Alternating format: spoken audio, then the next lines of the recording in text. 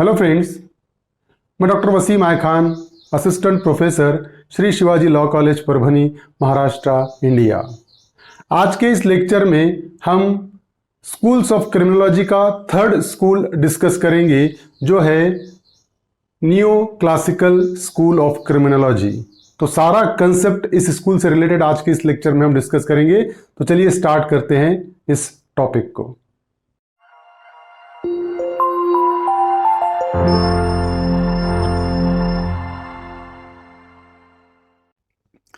Neo classical school of criminology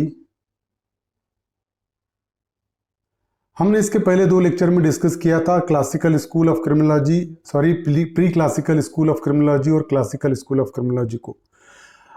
pre classical school of criminology में हमने देखा था कि जो सपोर्टर्स थे उस थ्योरी के, उन्होंने ये बताया था कि क्राइम के पीछे का कारण कोई ना कोई डेमोनोलॉजिकल या डेमोन स्पिरिट है, शैतानी ताकत है। जब वो बॉडी में एंटर होती है, पर्सन ऑफेंस करता है। अगर वो शैतानी ताकत को हम दूर रखेंगे तो पर्सन ऑफेंस नहीं करेगा। ये उन्होंने रीजन बताया था। टॉर्चर और पेन, उन्होंने एक रेमेडी बताई थी कि जितना ज़्यादा हम टॉर्चर करेंगे तो वो जो डेमोन स्पिरिट है, शैतानी ताकत है, वो पर्सन से दूर रहेगी और पर्सन ऑफेंस नहीं करेगा।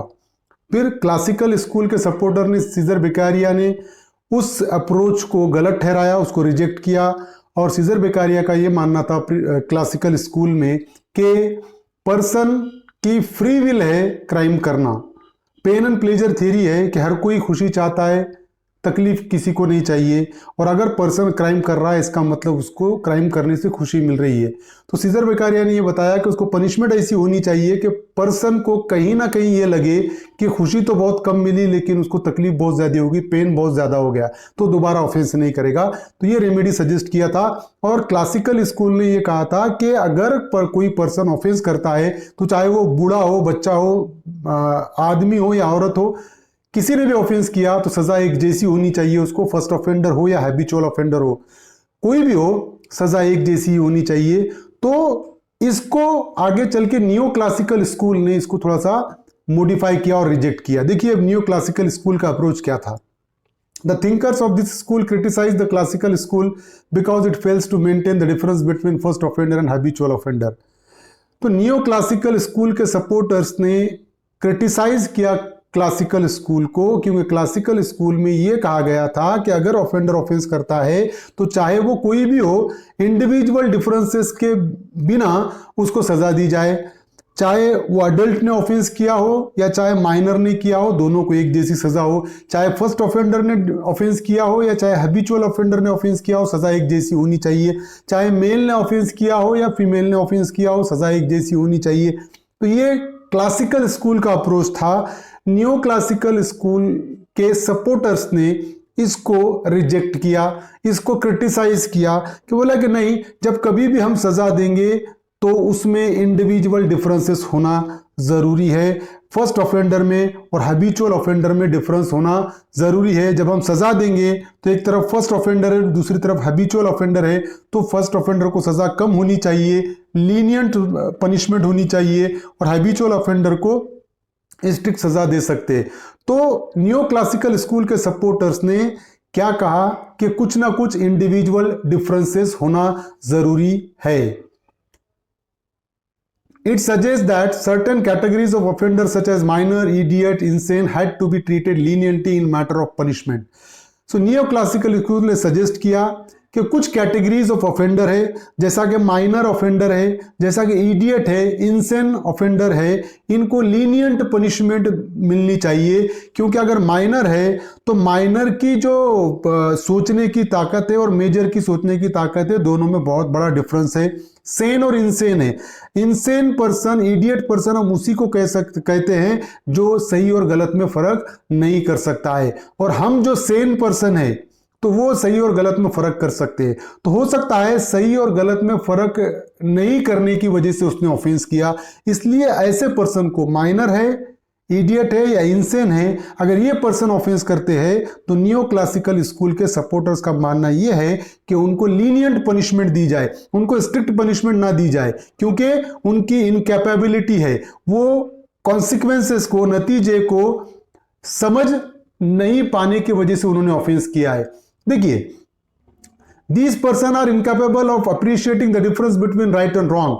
माइनर हो गया, छोटा बच्चा हो गया या पागल हो गया, ये पर्सन राइट एंड रॉन्ग के बीच का डिफरेंस प्रॉपरली नहीं कर सकते हैं। सही क्या है गलत क्या है वो सही तरीके से डिफरेंस नहीं कर सकते हैं, इसीलिए वो पागल है।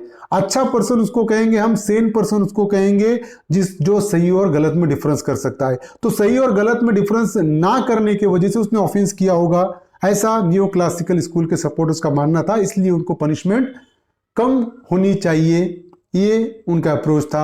New classist were the first who bring out the distinction between first offender and habitual offender. इसके पहले प्री क्लासिकल स्कूल में और क्लासिकल स्कूल में उन्होंने कहा था कि ऑफेंडर है तो इमोरल पर्सन है, उसको स्ट्रिक्ट पनिशमेंट मिलनी चाहिए। लेकिन न्यू क्लासिकल स्कूल के सपोर्टर्स पहले ऐसे थे जिन्होंने फर्स्ट ऑफेंडर और हैबिचुअल ऑफेंडर में डिफरेंस किया। उन्होंने कहा कि फर्स्ट ऑफेंडर है तो उसको कम सजा मिलनी चाहिए, हैबिचुअल ऑफेंडर है तो उसी को सीरियस पनिशमेंट मिलनी चाहिए, अदरवाइज नॉट। तो ये न्यू क्लासिकल स्कूल का अप्रोच था। अब देखिए कि therefore along with the criminal act the other factors such as the personality of the criminal, the motives, previous life history, general character should not be lost while assessing his guilt।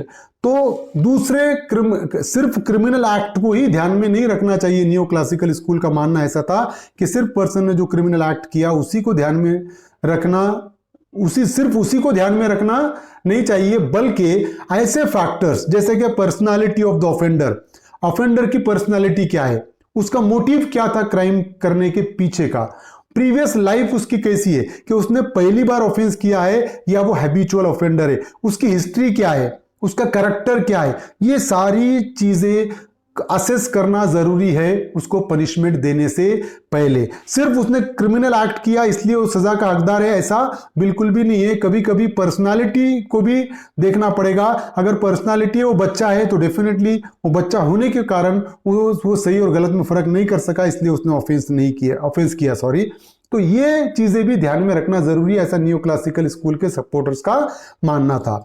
But they believed that all criminal should be kept away from the society. लेकिन new classical school के supporter का भी मानना यही था कि वो criminal है, चाहे बच्चा हो चाहे बूढ़ा हो, इनको सोसाइटी से दूर ही रखा जाएगा, ये सोसाइटी में रहने के लायक नहीं है। मतलब यहां तक क्रिमिनल को उसी अप्रोच से देखा जा रहा था न्यू क्लासिकल स्कूल से। मतलब चाहे वो ऑफेंडर कोई भी हो, भले ही उनको ट्रीटमेंट लीनियंट मिले, सजा उनको कम मिले, लेकिन उनको सजा के दौरान सोसाइटी से दूर ही रखा जाएगा। तो ये न्यू क्लासिकल स्कूल का मानना था। न्यू क्लासिकल स्कूल के सपोर्टर्स ने डिफरेंस होना जरूरी है कहा कि हैबिचुअल ऑफेंडर फर्स्ट ऑफेंडर में डिफरेंस होना चाहिए, ये उनका अप्रोच था। तो उम्मीद करता हूं कि ये लेक्चर आपको समझ में आया होगा, और अगर लेक्चर समझ में आया तो प्लीज़ मेरे चैनल को सब्सक्राइब कीजिए और इस लेक्चर को, इस वीडियो को ज़्यादा से ज़्यादा लोगों तक शेयर कीजिए। Thank you very much.